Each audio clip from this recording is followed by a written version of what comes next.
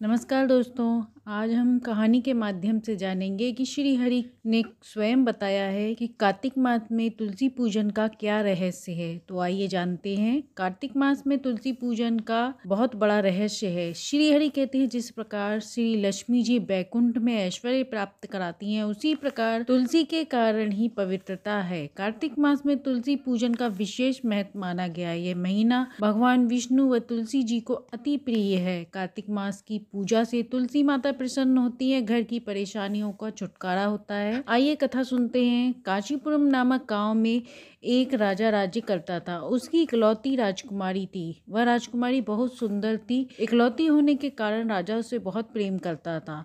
जब राजकुमारी बड़ी हुई तो उसके लिए दूर दूर से रिश्ते आने लगे, पर राजा को कोई रिश्ता पसंद ही नहीं आता था। अपनी पुत्री के लायक नहीं लगा। एक दिन एक भिखारी फटे पुराने कपड़े पहनकर आया। राजा से बोला कि मैं आपकी पुत्री से विवाह करना चाहता हूँ। यह सुनकर राजा को गुस्सा आ गया और वह बोले, तुम्हारी इतनी हिम्मत, तुमने मेरी बेटी के बारे में ऐसा सोचा कैसे? इसे जेल में डालकर कल सुबह फांसी दे दी जाए। राजा ने आदेश दे दिया। भिखारी ने कहा, आप मेरी बात को समझे। मैं आपकी पुत्री से विवाह करना चाहता हूँ, पर इसकी एक वजह है, उसे आप सुन लें। पर राजा ने उसकी एक बात नहीं सुनी और उसे कारावास में डाल दिया। जब राजकुमारी को पता चला तो उसने अपने पिता से कहा, पिताजी आप ऐसा क्यों कर रहे हैं? किसी असहाय के साथ ऐसा नहीं करना चाहिए। राजकुमारी दयावान थी, वह दान धर्म पूर्ण कर्म करती थी। वह बोली, पिताजी मुझे ये पसंद नहीं कि आप इस राज्य में असहायों पर जुल्म करें। पिता ने कहा, तुम इस बात में ना पड़ो। पर वह ना मानी तो राजा ने कहा, ठीक है, मैं तुम्हारी बात मान लूंगा, पर अब यहाँ से जाओ। राजकुमारी वहाँ से चली गई, लेकिन उसे यह नहीं पता था कि वह भिखारी उससे विवाह करने का प्रस्ताव लेकर आया था। जब उसे पता चला तो वह सोचने लगी कि यदि कोई भिखारी मुझसे विवाह करना चाहता है तो यह कोई साधारण नहीं हो सकता, इसके पीछे कोई बात है। राजकुमारी ने भिखारी से मिलने के लिए कैद में गई और उससे पूछा कि आप मुझसे विवाह क्यों करना चाहते हैं। भिखारी ने कहा, जब आप विवाह करेंगी तो आपको स्वयं पता चल जाएगा कि मैंने आपसे विवाह क्यों किया है। राजकुमारी ने सोचा और कहा, ठीक है, मैं आपसे विवाह के लिए तैयार हूँ। यह समाचार पूरी तरह राज्य में फैल गई कि राजकुमारी भिखारी से विवाह कर रही हैं। राजा ने अपनी बेटी को समझाया तो उसने हाथ जोड़कर कहा, पिताजी आपने मुझे बहुत लाड प्यार से पाला है, आपने मेरी हर इच्छा पूर्ण की है, अब आप मेरी आखिरी इच्छा पूर्ण कर दे। राजा तैयार नहीं हुआ, पर राजकुमारी के हट के आगे उसकी न चली। राजकुमारी ने कहा, मैं शादी करूंगी तो उसी से करूंगी। उसकी आंखों में मैंने सच्चाई देखी है जो मैंने किसी की आंखों में नहीं देखी। राजा को झुकना पड़ा।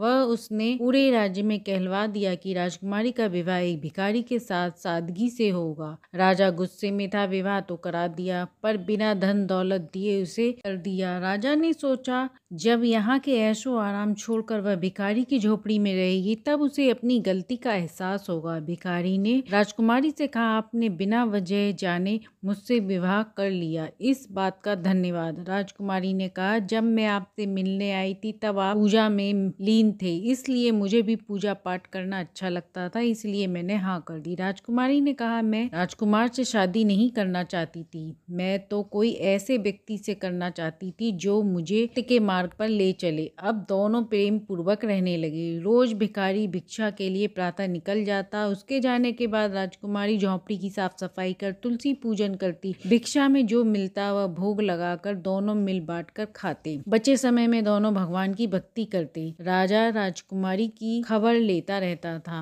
राजा ने खबर भिजवाई कि अपने पति के साथ राजमहल में आ जाए, वह भिखारी को राजा बना देगा, वह उस राज्य की रानी बन जाएगी। लेकिन राजकुमारी ने विनम्र स्वभाव से आने से मना कर दिया और कहा, अब उसका घर उसके पति का ही है। यह सुन राजा सोचने लगा कि भिखारी ने ऐसा क्या कर दिया जो मेरी बेटी अपने ही राज्य को ठुकरा रही है। उसने मेरी पुत्री पर जादू किया है, तभी वह मेरे पास नहीं आना चाहता, पर मैं उसे बुलाकर रहूंगा। राजा ने मंत्री को आदेश दिया कि किसी अच्छे तांत्रिक को मेरे पास लाओ। मंत्री तांत्रिक को ले आया। राजा ने कहा कि मुझे अपनी बेटी किसी भी हाल में वापस चाहिए, वह बहुत बड़ा जादूगर है, तभी तो मेरी ने मेरे पास आने से मना कर दिया है। तांत्रिक को कुछ समय बाद पता चला कि वह भिखारी कोई तांत्रिक नहीं बल्कि साधारण है। वह दोनों भगवान के सच्चे भक्त हैं। तांत्रिक राजा के पास पास जाकर कहता है, मैं उस भिखारी का सामना नहीं कर सकता। यदि मैं उसके पास खड़ा होता हूँ तो मुझे बड़ा नुकसान हो जाएगा। आपकी पुत्री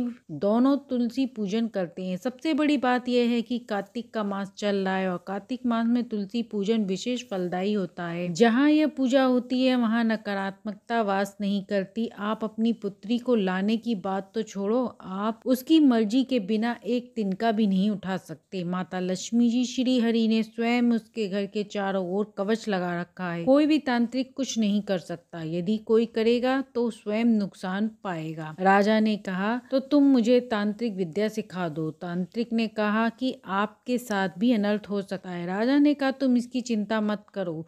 तब तांत्रिक ने राजा को विद्या सिखानी शुरू कर दी। राजकुमारी नित्य नियम से तुलसी पूजन कर रही थी। वह ईश्वर के और करीब जा रही थी। जो सुकून उसे झोपड़ी में मिल रहा था उसे महल में कभी नहीं मिला। राजा ने तांत्रिक विद्या सीखकर एक जगह बैठकर मंत्र पढ़ने लगा। वह ऐसी ताकत मांग रहा था जिसके दम पर वह भिखारी को मार सके व उसकी पुत्री वापस आ जाए। जब राजा ने मंत्र पढ़ना शुरू करा तो एक शेर वहां आ गया। राजा ने शेर को भिखारी को मारने का आदेश दिया। शेर जंगल में गया, झोपड़ी के पास जैसे ही जाता है किसी अनजान शक्ति से टकरा कर गिर जाता है। थोड़ी देर बाद वह एक कुत्ते में बदल गया और वहां जाकर ऐसे बैठ गया जैसे कोई पालतू कुत्ता हो। राजा शेर का इंतजार करने लगा, पर जब शेर नहीं आया तो राजा स्वयं भिखारी की झोपड़ी की तरफ चल पड़ा। राजकुमारी ने अपने पिता को देखा तो खुशी से पास गई और बोली, हे पिताजी, अभी एक शेर हमारी झोपड़ी की तरफ बढ़ रहा था, लेकिन वह एक अनजान चीज से टकराकर गिर रहा था। थोड़ी देर बाद वह कुत्ता बन गया। उसने बताया कि यह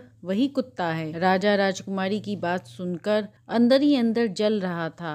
राजा ने कुत्ते पर गुस्सा उतारने के लिए उसे मारने के लिए जैसे ही डंडा उठाया तो कुत्ता गायब हो गया और राजा का मुंह कुत्ते में बदल गया। पिता की ऐसी हालत देख राजकुमारी जोर जोर से रोने लगी। तब भिखारी वहां आया और बोला, हे प्रिय, आप रोए ना, यह सब राजा के कर्मों का फल है। मैंने आज तक आपको शादी की वजह नहीं बताई। आपके पिता ने आपका विवाह ऐसी जगह तय कर दिया था जहाँ वह नास्तिक लोग थे, जहां आपको अनेक परेशानियों का सामना करना पड़ता और आपको मोक्ष भी न मिलता। तो ये थी तुलसी माता की कहानी। तुलसी माता श्री हरि की अर्धांगिनी है। इनकी पूजा करने से सभी मनोकामना पूर्ण होती है। नित्य नियम से तुलसी जी की पूजा आराधना करनी चाहिए। कार्तिक मास में तुलसी चालीसा, स्तोत्र आदि पढ़ने से मनवांछित इच्छा पूरी होती है। बुरे विचारों से व नकारात्मकता का नाश होता है।